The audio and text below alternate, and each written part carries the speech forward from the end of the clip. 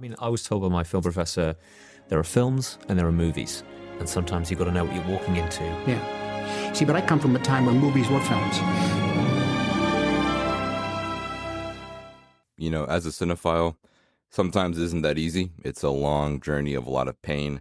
It's not always fun. You know, I show up to this job every day, really not really getting much out of it, but I still have to show up every day to, watch a new movie. That's what we've been doing this entire year. I'm trying to watch 365 movies in 1 year. It's been proving itself to be a somewhat difficult challenge, but one that I'm dedicated and committed to getting done.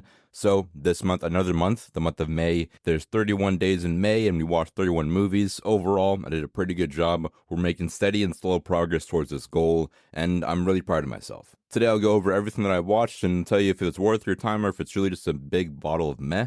If you want to follow us along, you can go to our letterbox down below in the show notes. If you watch anything cool in the month of May, let us know. We have a new little fan mail feature down there. It's kind of cool and kind of weird, so let me know how you like it. Until then, I'll go ahead and stop all my egregious yapping and start off here on May the 2nd, I think is when we watched our first movie. Okay, so we actually started the month off on the 3rd of May, my bad. We started off with 20th Century Women from A24. This is just a fair warning, a very big A24 month. I ended up buying Max this month because House of the Dragon's like right around the corner. So just had to go ahead and get the Max subscription early so we can get ready for that. So a lot of A24 films are on there. That's kind of this month's theme, kind of. May 24, if you want to call it. 20th Century Women, pretty cool, pretty good. I love, what's her name? Greta Gerwig in this movie. And Ellie Fanning. They're both incredibly beautiful and talented. It's a fun one, but, it's kind of cool, kind of all right. I would recommend it. It's a cool coming-of-age story that's very meta-modern in a way. It's cool. It's fun. You would really enjoy it. After that, once again, like I said and many times before, I'm a big Ryan Gosling fan. I mean, Ryan Gosling's literally me. I need at least one Ryan Gosling film a month for me to really be fulfilled. And we watched Fall Guy on the 4th of May, and Fall Guy is really just incredible. This movie is really awesome. It bangs, it rips. It's the sleeper hit of the year so far. Every year there's always one kind of sleeper hit kind of film, and this year it's definitely The Fall Guy. If you haven't seen The Fall Guy, I'm not sure what you're doing. Definitely go out and watch it. After The Fall Guy, we watched Shiva Baby, which is also on Max. Not an A24 film, it really does feel like it. A very weird coming-of-age story, I guess, if you want to call it. It is really good. It's a really fun screenplay, very well structured, very tight. You have a lot of great actresses in this movie that all really knock it out of the park and really just do a really good job overall. Really carry the film to be incredible. Mainly Rachel Sennett and Molly Gordon really just diving into this role with such authenticity. Feels real, feels incredible. Perhaps maybe the best screenplay of the entire month, but, as we go into later on this month, it's going to get a lot better. Like with Rise of the Planet of the Apes, started watching this entire Planet of the Apes trilogy. Rise of the Planet of the Apes, one that I've always loved, always will, and is a really good time, really fun, but not as good as the last two. After that, I watched Dawn of the Planet of the Apes. This is just one of the best films I've ever seen in my entire life. One of the best sequels ever. I love it so much. This is one of my favorite films of all time, easily, no doubt, no question. Matt Reeves is a incredible, extraordinary visionary, and what he did to these movies are just always going to be incredible. After Dawn of the Planet of the Apes, took my first trip to second trip to the theaters to go see The Amazing Spider-Man 2012. This is one of my favorite movies really ever. Again, this was in my top 20 favorite movies of all time list that I did, and for good reason. This movie just hits to my soul every time I watch it. Is it the best Spider-Man? Absolutely not, but it's still incredible and I love it. After The Amazing Spider-Man, I watched War for the Planet of the Apes, finished out this main trilogy, and War for the Planet of the Apes is one that I didn't really like the first time I watched it. Second time I watched it, I really just love this movie even more. Have just such a big gratitude for what Matt Reeves has done for these movies. Haven't seen anything else from Planet of the Apes besides these three and the new one, but this one is a very sad one and such a triumphant ending to this trilogy. It's exquisite, it's incredible. After that, my third trip to the movies was for Kingdom of the Planet of the Apes.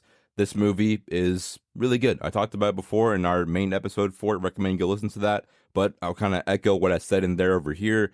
Kingdom of the Planet of the Apes is a really good movie. It's really fun. It is a solid reboot, and I really enjoyed it. After Kingdom of the Planet of the Apes, I watched 9 from 2009. This movie is very scarily animated, but it's a kid's movie. It's very eerie. It's very just haunting to watch and go through. I've always wanted to watch this movie, but it's always looked incredibly terrifying, so I never did. Finally faced my fears and watched it, and it's a very good movie that feels hollow, and it feels like a sequel and a prequel and an origin that needs more to be a fulfilling film. It kind of falls into the Dune Part 1 trap a little bit, that it doesn't end on a cliffhanger per se, but you can tell that it needs more to really have a fulfilling vision. I wouldn't be surprised if there's some kind of cult following for 9 out there, and if you're in that community, let me know what you love about this film so much. I didn't exactly hate 9, but definitely thought it could have been better. After 9, I watched A Ghost Story, another A24 film, a really incredible movie. Stars Casey Affleck, one of my favorite actors of all time. It sounds very rash, but it's incredibly true. Directed by David Lowery, who is an incredible visionary, also did The Green Knight, and he does an incredible job with this movie. I didn't really know what to expect. I thought it was going to be kind of corny, but it ended up being just one of the most existentially eye-opening and soul-opening movies that I've ever seen in my entire life. One of the best A24 films by far, one of the most underrated movies of all time, and a movie that's definitely going to just open your eyes on just what are you doing with your life and your place with the universe and all that just fun, mind-bending stuff that we all know and love. So absolutely go watch A Ghost Story. It's one of my favorite first watch movies of the entire year, and one that I will definitely be revisiting as the year goes on. After I watched A Ghost Story on May the 12th, I went ahead and rewatched one of my favorite films of all time, Sing Street. This movie is just really incredible. The soundtrack rips, the acting is incredible, the story really is just engrossing my entire life, and it feels like it's a story that was made for me and by me, and it's just incredibly well done all around.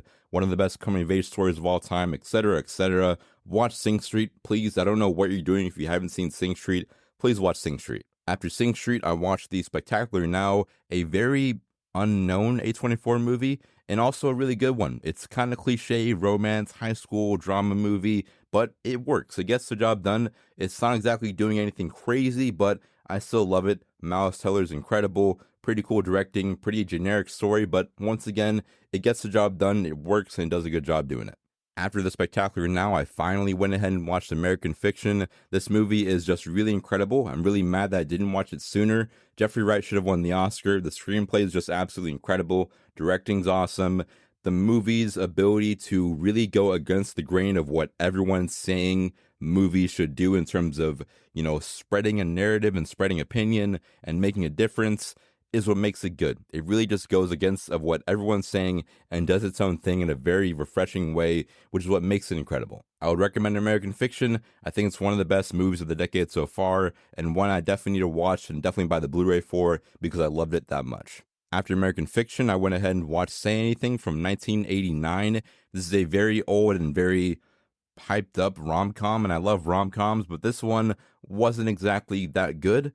I think if you're born in 1980 and you watch this, then yeah, for sure. But there's just been so much better romance stuff out there. This one's kind of mid. Once again, very iconic, but is it lame, kind of whack? Absolutely. After Saying Anything, I had to go to the theaters once again to watch The Amazing Spider-Man 2. This movie is probably the worst Spider-Man film.